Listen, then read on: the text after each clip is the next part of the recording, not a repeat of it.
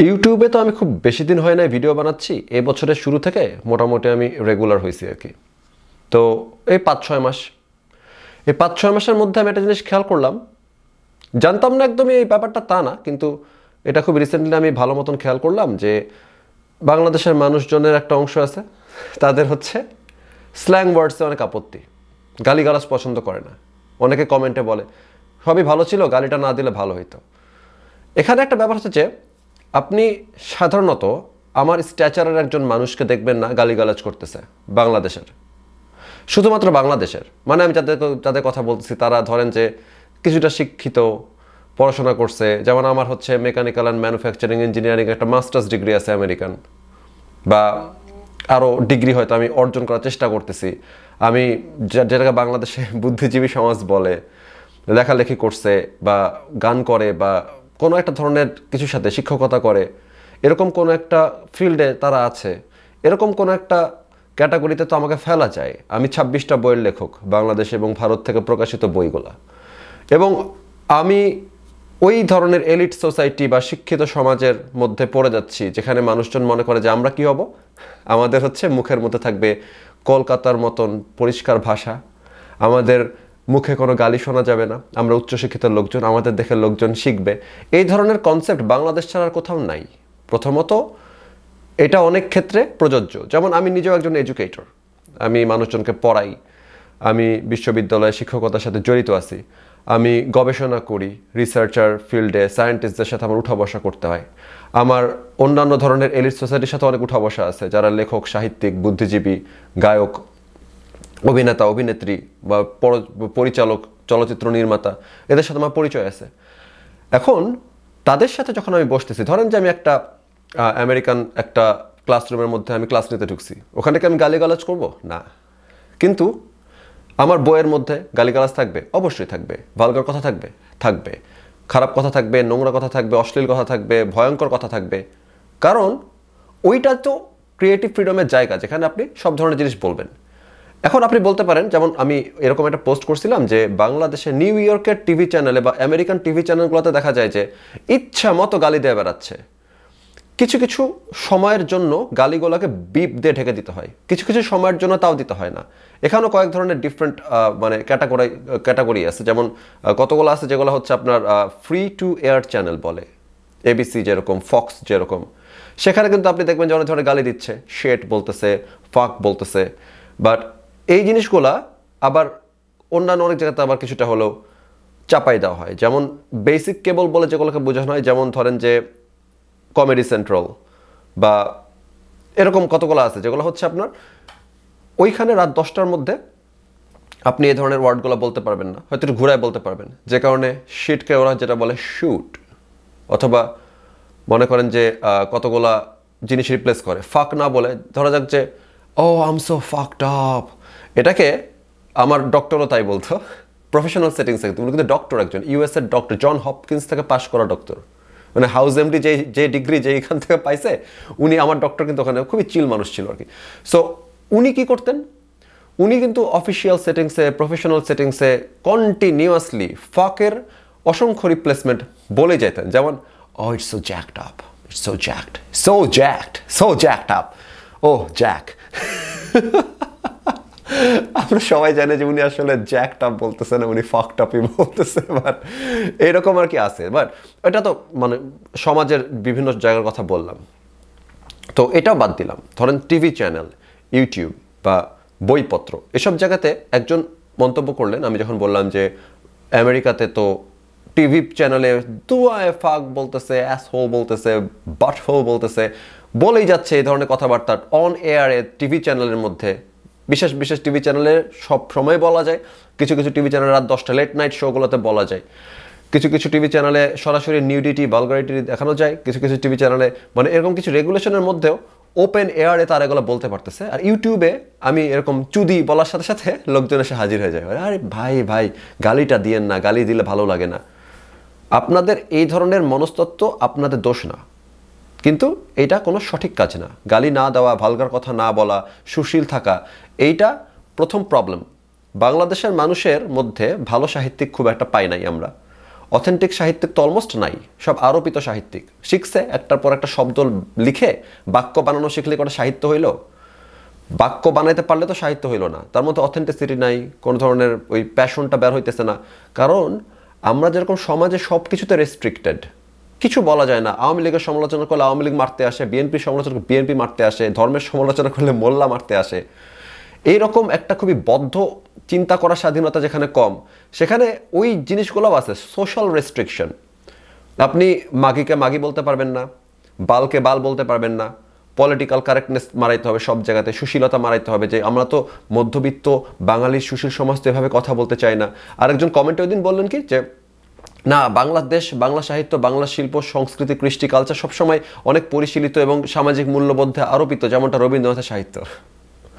রবীন্দ্রনাথের সাহিত্য করতে মন চাইছে সুশীল সমাজ অনুযায়ী, কারণ তিনি হয়তো ভাবে ফিল করছেন ওনার ফিলোসফিটা এরকম। গুড ফর হেম, এটা তো ক্রিটিসিজম করার কিচ্ছু নাই। রবীন্দ্রনাথের যেমনে মন চায় তেমনি তিনি সাহিত্য করছেন। তার মানে এই না যে বাঙালিকেও, মানে সমস্ত বাঙালিকেও রবীন্দ্রনাথের মতো সাহিত্য করতে হবে, যেটা বিশেষ করে এই সময় তো পুরোপুরি আরোপিত। এখন বাংলাদেশ না শুধু, সারা পৃথিবী ওপেন আপ, যে তারা সরাসরি যেটা মাথায় আসছে সেটা বলে। অথেন্টিসিটিকে মানুষ পাত্তা দেয়। আমাকে যদি দুইটা মানুষ পছন্দ করে থাকেন, তার কারণ হচ্ছে যে আমার মাথায় যেটা চলে সেটা আমি সরাসরি বলি, আমার মাথার মধ্যে যে চিন্তা আসছে সেটা আমি সরাসরি লিখি। কিছুটা হয়তো মানে সাহিত্যিক নন্দন পেঁচিয়ে লিখতেছি, কিন্তু সরাসরি লিখতেছি। আপনি জানেন যেখানে মেকে কিছু নাই। আমি আপনাকে মানে তাল বলতে যাব না যখন আমি বলতে চাচ্ছি বাল। এই জিনিসটার একটা ভ্যালু আছে, এটা নতুন এক ধরনের ভ্যালু ক্রিয়েট করা শুরু করছে, কারণ এইসব ফেকনেস দেখতে দেখতে লোকজন বিরক্ত। অফকোর্স এর মধ্যে আপনাদের মতো অনেক আছে যাদের মানসিক দাসত্ব একেবারেই অন্য লেভেলে চলে গেছে, যিনি মনে করেন যে আমিও অবদমিত থাকব, মনের ভাব প্রকাশ করব না, অন্যরা যারা অবদমিত থাকবে তাদেরটা আমি শুনবো, তাদেরটা আমি পড়বো। ভালো কথা, আপনাদেরকেও আমি মানে খুবই অ্যাপ্রিসিয়েট করি। প্রত্যেকটা মানুষের যা মন চায়, যেমন মন চায় তেমনটা সে পড়বে। আমার সমস্যা হচ্ছে যে বাংলাদেশের সবচেয়ে বড় ক্ষতিগুলোর মধ্যে একটা ক্ষতি হচ্ছে যে আমরা রেস্ট্রিকশন করতে করতে চিন্তার বেসিক জায়গাগুলোতে রেস্ট্রিকশন করে রাখছে। আপনি এখান থেকে ভালো চিন্তক কোত্থেকে পাবেন যে বাল বলতে পারে না, যাকে অনেক চিন্তা করতে হয়, একটা বাল বলার আগে 10 বার চিন্তা করতে হয়, যে ক্যামেরার সামনে এসে এসব বলতে পারবো না। আপনি আমাকে বিভিন্ন উদাহরণ দেওয়ার চেষ্টা করেন বাংলাদেশে, যে অমুক তো ভিডিও বানায়, তমুক তো বানায়, তাদের তো কথার মধ্যে কোনো ভালগারিজম নাই, তো উনাদেরকে কেন আমার আইডল মানতে হবে? উনাদের ফিলোসফিকে আমি সম্মান করব, কিন্তু আমার ফিলোসফিকে উনাদেরটাকে অনুসরণ করে হবে? আমার তো আলাদা ফিলোসফি থাকবে। এবং সবচেয়ে বড় কথা যে আমি মনে করি যে এই কারণে বাংলাদেশে কোনো খুব ভালো ক্রিয়েটর নাই। এত বদ্ধ চিন্তা থেকে, এত রেস্ট্রিকশন দিয়ে, এত মানে কনস্ট্রেন্টের মধ্যে থেকে, যে এদিকে এতদূর যাওয়া যাবে, ওদিকে অতদূর যাওয়া যাবে, এইভাবে আসলে অথেন্টিক সাহিত্য হয় না, অথেন্টিক মুভি মেকিংও হয় না, কিছুই হয় না। ওটিটি আসার পরে কিছু আমরা মানুষ মন খুলে কথা বলতে পারছে, মন খুলে গালাগালি করতে পারছে, এগুলা কিছুটা বের হইতে পারছে। এটা তো সব জায়গাতে থাকা উচিত ছিল। অফকোর্স যখন টিভি চ্যানেলে সবার সামনে জিনিস আসবে তখন ওইখানে কিছু রেগুলেশন দেওয়া হয় এরকম টাইপের, যেমন আমেরিকাতে কেন রাত 10টা পর্যন্ত করা হয়, কারণ প্যারেন্টাল সেটিংস, যাতে বাচ্চাদেরকে টিভি দেখতে দেওয়া হবে না রাত 10টার পরে। তো বড়রা দেখবে না, বড়দের বিনোদনের দরকার নাই। আপনি যে আমার টিভি চ্যানেলে দেখতে আসছেন, মানে আমার ইউটিউব চ্যানেলে যারা আমার কথা দেখতে আসেন, আমার প্রত্যেকটা ভিডিওতে ক্লিক করাই থাকে no it's not made for kids. তার মানে যাদের বয়স 18 কম, যাদের বয়স হচ্ছে মানে যারা শিশু আর কি, মাইনর যারা, তাদের কাছে এই ভিডিও যাবে না, তাদের অ্যাকাউন্ট থাকলে তাদের সামনে এটা যাবে না। আমি তো ওই মানে প্রোটেকশন নিয়ে ফেলছি। এখন যদি রাত 3টার সময় একটা বাচ্চা বৈশা মানে বড়দের চ্যানেল খুলে দেখে, সেটা তার প্যারেন্টসের সমস্যা, তার প্যারেন্টসের প্রবলেম, তার বাচ্চাকে সে কন্ট্রোল করতে পারে নাই। তাই বলে তো আর যারা অ্যাডাল্ট কন্টেন্ট বানাবে তারা তো আর আপনার বাচ্চার জন্য বানাবোই না এটা বলবে না। এবং যারা অ্যাডাল্ট কন্টেন্ট দেখতে চায়, যেমন আমার কথা যারা শুনতে চায়, তাদের মধ্যে অনেকেই অ্যাডাল্ট, তাদের মধ্যে অনেকেই মনে করেন যে তাদের আসলে বড়দের কথা শুনতে ইচ্ছা করে, বড়দের মতন কথা বলতে ইচ্ছা করে, সবসময় সুশীলতা ভর্তি মানে PG-13 কন্টেন্ট তাদের দেখতে ভালো লাগে না, তাই তারা আমার চ্যানেলে সাবস্ক্রাইব করছেন নিশ্চয়ই, বেশিরভাগ মানুষই। তো আমি উনাদের জন্য তো কথা বলবো। আপনারা যে বাকি 10 জন আছেন, বাকি যে 100 জন আছেন, যাদের বাচ্চা কাচ্চা আপনাদের আশেপাশে ঘুরে, আপনি আমার সাউন্ড দিয়ে আমার ভিডিও ছাড়লে বাচ্চা কাচ্চার কারণে আমার গালি চলে যেতে পারে, সেটা তো আপনার প্যারেন্টিংয়ের প্রবলেম, এটা তো আমার প্রবলেম না। আপনি আপনার বাচ্চাদেরকে সরাই রাখেন যখন আপনি আমার চ্যানেল দেখতেছেন, কন্টেন্ট শুনতেছেন। এটা আপনাকে ডিল করতে হবে। আপনার জন্য আমি গালি দিব না, আপনার জন্য আমি PG-13 কন্টেন্ট বানাবো? আমি তো বলেই দিয়েছি যে আমার চ্যানেল, আমার কন্টেন্ট, আমার ইউটিউব 13 মানে বিলো 13 বা মাইনরদের জন্য না, এটা প্রাপ্তবয়স্কদের জন্য। এবং আমার প্রত্যেকটা ভিডিওতে আমি ক্লিক করি no it's not made for kids. আর কি আশা করেন যে আমি তারপরও কেন আপনার কিডসদের মতো জিনিস বানাবো? গালি কেন দিব না আমি? এবং সবচেয়ে বড় কথা যে মানে গালি দেওয়া যাবে না, গালি দেওয়াটা খারাপ, এটা বাংলাদেশের কালচার না, এটা কে বলছে আপনাদেরকে? বাংলাদেশের লোকজন কি আমরা কি মানে মানুষ না? আমেরিকানের যে মানে ভাব প্রকাশ করার যে আছে, আকাঙ্ক্ষা আছে, সেগুলো কি বাংলাদেশিদের নাই? মানে আমরা বাংলাদেশি বলে কি আমেরিকানদের সমান অধিকারটাও পাই? কথা বলার অধিকার পাবো না? আমাদেরকে বাইছা বাইছা কথা বলতে হবে। এবং সবচেয়ে বড় কথা, যে আমি সবচেয়ে বড় ক্রিটিসিজমটা যেটা করে শেষ করবো এই ভিডিওটা, যারা মনে করেন এই ধরনের কথা বলেন, তাদেরকে আমি বলতে চাই যে বাংলাদেশ যেগুলো করতেছে এগুলো ঠিক করতেছে না। গালি দেওয়া যাচ্ছে না, অশ্লীল কথা লেখা যাচ্ছে না, এগুলো কোনোভাবেই ঠিক কাজ হচ্ছে না, এগুলো ভুল কাজ হচ্ছে। মানুষ মনে করে কি যে ওখানে অশ্লীলতা প্রচার করা সেটা ভুল। না, অশ্লীলতা প্রচার করাটা সঠিক কাজ। যদি ওই লেখক, ওই ক্রিয়েটর, ওই মুভি মেকার, ওই ইউটিউব মানে চ্যানেল ওনারের মনের মধ্যে অশ্লীলতা থাকে, সেটা বলবে, সেটা প্রকাশ করতে দেওয়াটাই সঠিক কাজ। আপনি বলতে পারেন যে আমি কেন পশ্চিমা থেকে স্ট্যান্ডার্ড ধরতেছি, তাই না? মানে আমি এই কথাটা অনেক শুনি, আপনি কেন আমেরিকাকে স্ট্যান্ডার্ড ধরতেছেন? শুধু আমেরিকা দেখে না, যে কোনো দেশে যেখানে ইউটিউব ভিডিও বানায়, টিকটক করে, অথবা টিভি চ্যানেলে গিয়ে, অথবা গল্প লিখে বা নাটক বানায় বা শুধু অভিনয় করে সম্পূর্ণভাবে জীবনযাপন করা যায়, ল্যাম্বরগিনি করা যায়, ল্যাভিশ লাইফস্টাইল করা যায়, মানে পার করা যায়, অ্যাপার্টমেন্ট কিনে ফেলা যায়, টাকা পাওয়া যায় ফুল টাইম জবের মতন, প্রচণ্ড টাকা, প্রচণ্ড রকমের ইনকাম, প্রচণ্ড রকমের এক্সপোজার, ফেম পাওয়া যায়, সেটাকে তো আমি ধরবো যে স্ট্যান্ডার্ড। আচ্ছা, এটা কোথায় কোথায় পাওয়া যায়? কোথায় কোথায় আমি টক শো হোস্ট হয়ে অনেক ভালো টাকা কামাইতে পারবো, যেখানে আমি নিউ ইয়র্কে অ্যাপার্টমেন্ট কিনে ফেলতে পারবো, ল্যাম্বরগিনি কিনতে পারবো, BMW কিনতে পারবো? কোথায় পারবো এটা? অফকোর্স আমেরিকায় পারবো। তার মানে America is doing something right on that note, যে এই ধরনের কাজ কারবারের ক্ষেত্রে আমেরিকা একটা ভালো কিছু করতেছে। এখানে এটা জীবিকা অর্জন করা যাচ্ছে, তারা সঠিক কিছু একটা করতেছে। এবং তারা কি ফলো করে? তারা গালি দেয়, তারা গালি সেন্সর করে না, তারা হচ্ছে মানে অফকোর্স ক্রিয়েটিভিটি থাকবে। এমন তো না যে আমি একটা ভিডিও বানায় রদ্দুর রায় মাঝে মাঝে অনেক জরুরি কথা বলেন, কিন্তু কিছু কিছু ভিডিও আছে রদ্দুর রায় যেখানে তিনি প্রথম থেকে শেষ পর্যন্ত গালি দিয়ে গেলেন। এখন এটা একটা কন্টেন্ট হইতে পারে, সেফুদার যে কন্টেন্টগুলো আর কি, উনি এসে একটা টপিক নিয়ে কথা বলেন, সবাইকে গালি দিতে দিতে কথা বলেন, এবং এটাও এক ধরনের কন্টেন্ট। এটা কিন্তু খারাপ না, এটাও একটা গুড কন্টেন্ট, এটা একটা মানে অ্যাপ্রিসিয়েট করার মতন এবং একটা অ্যাপ্রোপ্রিয়েট কন্টেন্ট। গালি হয়েছে মানে যেটা অশ্লীল, ইনঅ্যাপ্রোপ্রিয়েট তা না। অফকোর্স যদি ক্লাসরুমে যায় বাচ্চাদের সামনে গালি দেন, ডেফিনেটলি ইনঅ্যাপ্রোপ্রিয়েট। আমার টিভি চ্যানেলে যখন আমি গালি দিব, আমার ইউটিউব চ্যানেলে যখন আমি গালি দিব, যখন আমার সেফুদা তার চ্যানেলে এসে গালি দিবেন, সেটা ডেফিনেটলি অ্যাপ্রোপ্রিয়েট। ওখানে তো ওনার সুশীলতার দরকার নাই। একজন ইউনিভার্সিটির প্রফেসরকে গালি দিতে হবে না, পারবে না, এমন কোনো কথা নাই তো, যদি তিনি সঠিক সেটিংসে গালিটা দেন। এবং অনেকেই দেন, গেস্ট হিসাবে গেছেন তো ভালগার ওয়ার্ড বলেন নাই, বলছেন, কিন্তু তিনি তো ক্লাসরুমের মধ্যে ভালগার ওয়ার্ড বলেন না যদি সেখানে সবাই অ্যাডাল্ট না হয়। আবার অ্যাডাল্টদের সামনে ক্লাসরুমের মধ্যে অনেক কথা বলা মানে অ্যাপ্লিকেবল। আমার প্রফেসরই বলতেন, আমার মাল্টিপল প্রফেসরকে আমি দেখছি বলতে, উনি বলতেছেন যে দু একটা গালি দিলেন, তারপর বলেন যে এবং এটা কোনো সমস্যা নাই, আমরা সবাই এখানে অ্যাডাল্ট, কারণ গ্র্যাড স্টুডেন্টদের ক্লাস আর কি। সো ওইটা কিন্তু তাকে কোনো ইউনিভার্সিটিও তাকে বিচারের আওতায় নিয়ে আসবে না। আমার পয়েন্ট হচ্ছে যে বাংলাদেশে যে আপনারা আমাকে মানে সংস্কৃতি, কৃষ্টি, কালচার, মূল্যবোধ মারাচ্ছেন, বাংলাদেশে রেভিনিউ জেনারেট করা যায়? বাংলাদেশে কোনো টিভি চ্যানেল মানে খুব দুই একজন বাদ দিয়ে বাকি যারা টিভি চ্যানেলে খবর পড়ে বা টিভি চ্যানেলে কোনো একটা শো করে, কথা বলে যারা জীবিকা নির্বাহ করে, তাদের কি মানে বাসায় BMW আছে? তারা কি ঢাকা শহরে ফ্ল্যাট কিনতে পারে ওই টাকা দিয়ে? যারা লেখক সাহিত্যিক আছে, তারা কি আসলে বিশাল বড়লোক হয়ে যেতে পারতেছে?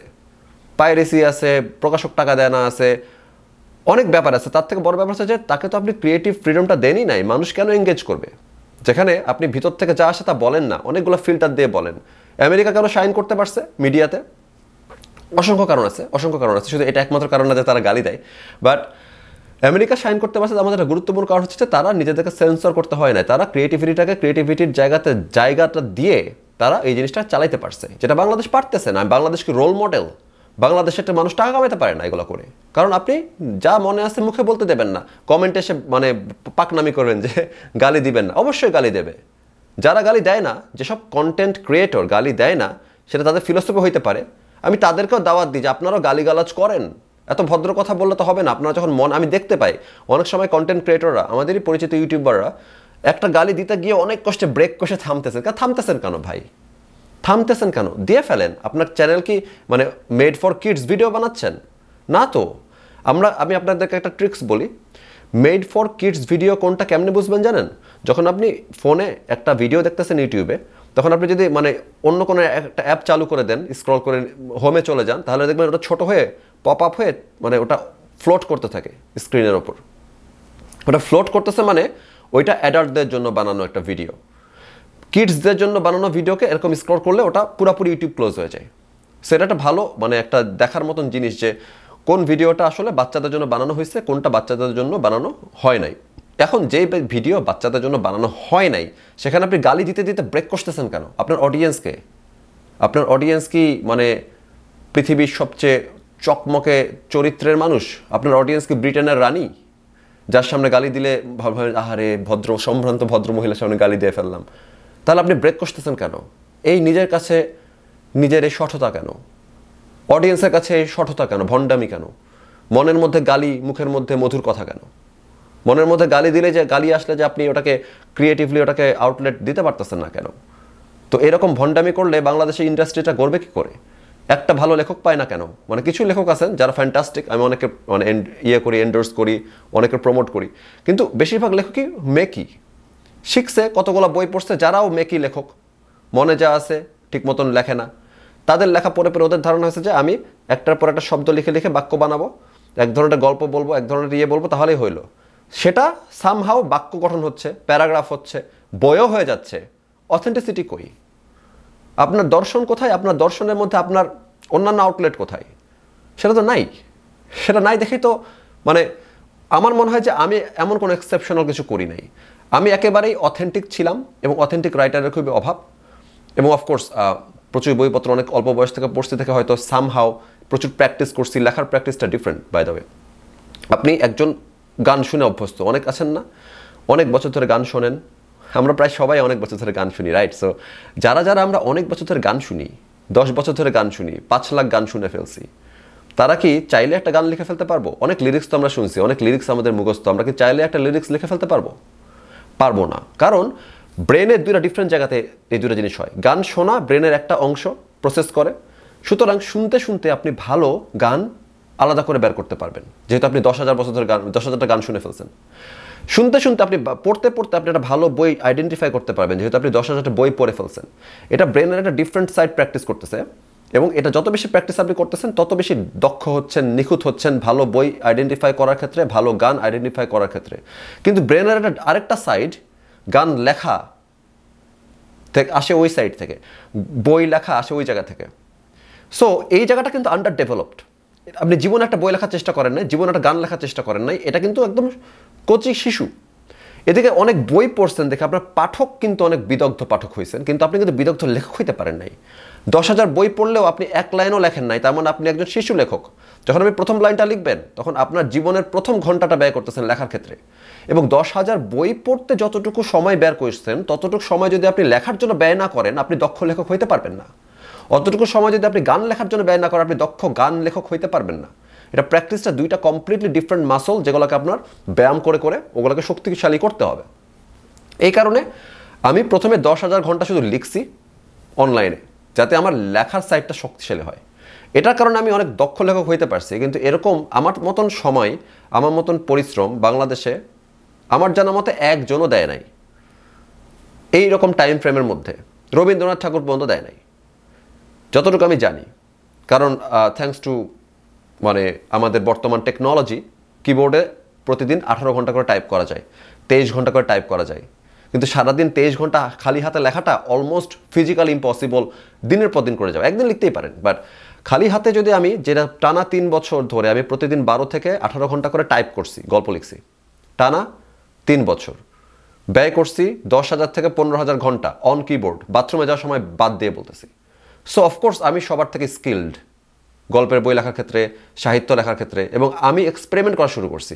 আমি আপনার রবীন্দ্রনাথের প্যাটার্ন ফলো করে লিখবো না, কারণ আমি এনাফ সময় দিয়েছি নিজের নতুন কিছু তৈরি করার জন্য, নতুন ধারা তৈরি করার জন্য, নতুনভাবে গল্প লেখার জন্য, নতুনভাবে বাক্য গঠন করার জন্য, নতুন শব্দ বানানোর জন্য আমি এনাফ সময় দিয়ে ফেলছি। আপনার অপিনিয়ন আমার দরকার নাই, আমার কোনো অমুক লেখক শহীদুল জহিরকে ফলো করার কোনো দরকার নাই, আমার আখতারুজ্জামান ইলিয়াসকে ফলো করার দরকার নাই। আমাকে ফলো করতে পারে নতুন নবিস লেখকরা, যে আসলে কেপি ইমন এত বছর সময় দিয়ে, এত ঘন্টা সময় দিয়ে কী কী জিনিস আবিষ্কার করছে, the way he tells a story, সেটা একটা গবেষণার বিষয় হতে পারে। আমার তখন বাকিদেরটা দেখার দরকার নাই, আমি রাস্তা বানাচ্ছি। আমার পয়েন্ট হচ্ছে যে এইভাবে ক্রিয়েটিভিটি কাজ করে, এইভাবে বাংলাদেশ না শুধু সারা পৃথিবীতে মানুষ, মানব সভ্যতার ইতিহাস থেকে গুহা মানবের ছবি আঁকা থেকে শুরু করে আজকে পর্যন্ত এইভাবে কাজ করে ক্রিয়েটিভিটি, অথেন্টিসিটি। এই একই প্রসেস থেকে আমি বলতেছি, গালি আসলে গালি দিতে হবে। আমি একমাত্র এলিট সোসাইটির মানুষ যে মাথায় যেটা আছে সেটা সরাসরি বলে, এবং তার মনে না যে আমি প্রপাগান্ডা ছড়াইতেও আসছি, আমি পিনাকির মতন just for the sake of it একটা জিনিস আমি পুশ করবো, সেটা আমি বলতেছি না। কিন্তু অথেন্টিসিটি সেই জিনিসটা আমি একমাত্র কেন করতেছি, কারণ বাকিরা এত ইনফ্লুয়েন্সড হবে এক সময়। কারণ কি, আমার মনে হয় যে দ্যাটস দ্য ওয়ে, এটা আমার অথেন্টিসিটি। অন্যরা যারা ভিডিও বানাচ্ছে তাদের অথেন্টিসিটি থাকতে পারে, সেখান থেকে হয়তো অন্য কেউ ইনফ্লুয়েসড হবে, বাট আমি তো আর তাদেরকে ফলো করে আপনার কথা অনুযায়ী, আপনার স্ট্যান্ডার্ড অনুযায়ী গালি দেবো কি দেবো না, কীভাবে কথা বলবো কীভাবে বলবো না, এভাবে কথা বলা উচিত, ওভাবে ট্রেনিং নেওয়া উচিত, লেসন নেওয়া উচিত স্পিচের ওপরে, রাইটিংয়ের ওপরে না।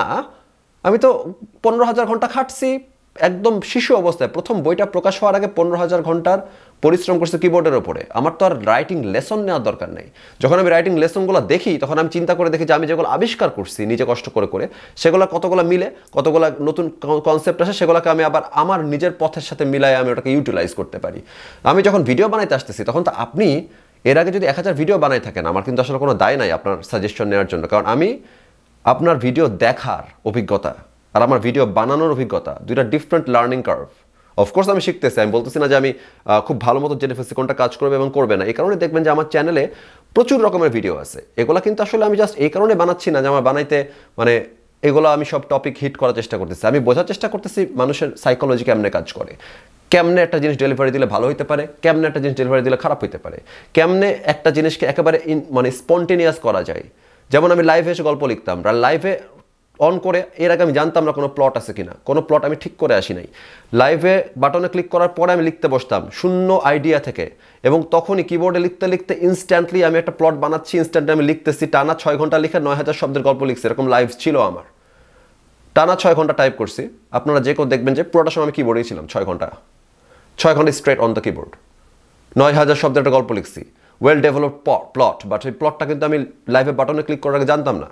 অ্যান্ড দ্যাটস দ্য, আমার কাছে মনে হয় অথেন্টিসিটি, ক্রিয়েটিভিটি এগুলো হচ্ছে এভাবে আসে যে আপনি একটা ক্যামেরা অন করবেন, ক্যামেরাটা অন করার পরে এখানে বসবো, ইনস্ট্যান্টলি কথা বলবো।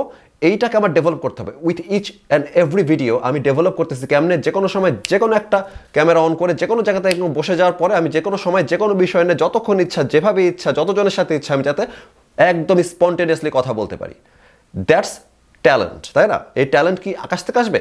আমি 100টা ভিডিও যদি এভাবে বানাই তাহলে আমি 100 নম্বর ভিডিওতে আমি অফকোর্স অনেক বেটার ডেলিভারি দিব, যেখানে আমার কোনো স্ক্রিপ্ট নাই, যেখানে আমার কোনো আইডিয়া নাই, আমি কিনে কথা বলতে বসছিলাম, বাট ইভেনচুয়ালি মানুষের ওই জিনিস দেখতে ভালো লাগতেছে, এটা একটা শো হয়ে গেছে। এখন আমি যখন কিবোর্ডে প্রথম বসছি জীবনে, তখন আমাকে চিন্তা করতে হতো আচ্ছা একটা প্লট বানাতে হবে, এভাবে গল্পটা আগাবে, গল্পটা সুন্দর হবে। কিন্তু আমি এটা করতে পারতাম সারা জীবন। বেশিরভাগ মানুষ যারা নিজেদেরকে লেখক মনে করে তারা এটাই করে, ভাবে কি যে তারা আসলে অথেন্টিসিটি দেখাচ্ছে। এটা তো অথেন্টিক হইল না, তো প্রি প্ল্যান্ড মেকি হয়ে গেল জিনিসটা। আপনি at any given moment, at any situation, at any location আপনি একটা কিবোর্ডের সামনে বসবেন। কফি শপ হইতে পারে, ক্লাসরুম হইতে পারে, বাজারের মধ্যে হতে পারে, ট্রেনের মধ্যে হতে পারে, আমি প্লেনের মধ্যেও গল্প লিখছি। At any given place, at any given time আপনি বসবেন, বসার পরে ধাপ করে লেখা শুরু করবেন, তখন যাতে আপনার হাত থেকে একটা ফ্যান্টাস্টিক গল্প বের হয়। এইটাকে ডেভেলপ করার জার্নিটাই হচ্ছে ক্রিয়েটিভিটি। এটা না যে বসে বসে চিন্তা করলেন এরকম একটা প্লট হবে, আচ্ছা প্লট থেকে এটা সরাইলাম, ওইটা ঢুকাইলাম, আচ্ছা এইটা বেটার হচ্ছে না, একটু চেঞ্জ করি। এসব এডিটিং, আউটলাইনিং, ড্রাফটিং করা হচ্ছে মেকি সাহিত্য বানানো।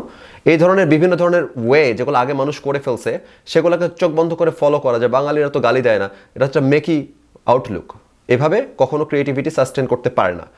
র জিনিস হচ্ছে যে আপনাকে চাপ দিবেন এদিক থেকে ওদিক থেকে জিনিস বের হয়ে আসবে, সেটা হচ্ছে র। এটা ডেভেলপ করতে হয়।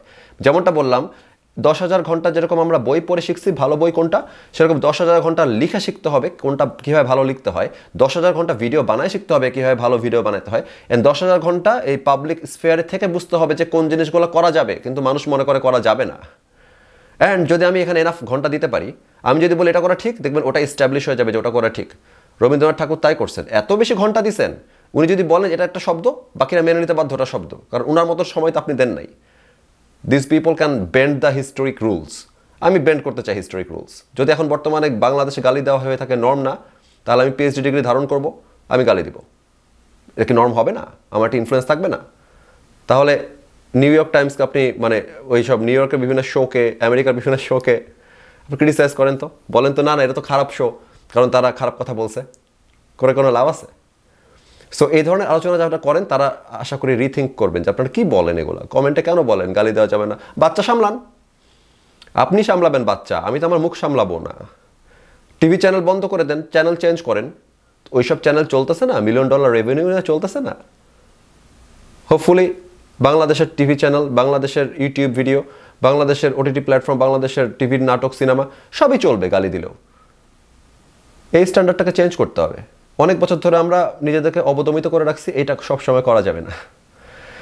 সবাই ভালো থাকবেন, আজকের মতন বিদায়।